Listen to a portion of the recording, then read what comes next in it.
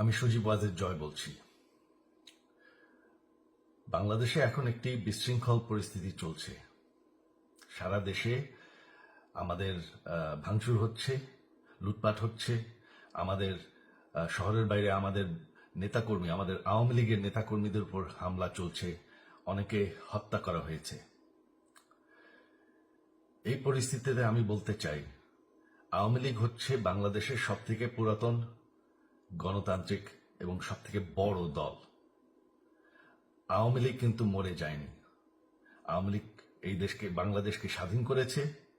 আওয়ামী লীগকে শেষ করা সম্ভব না। আমরা বলেছিলাম যে আমার পরিবার আর রাজনীতি করবে না, তবে আমাদের নেতাকর্মীর উপর যেভাবে হামলা হচ্ছে, এই পরিস্থিতিতে আমরা হাল ছেড়ে দিতে পারি না।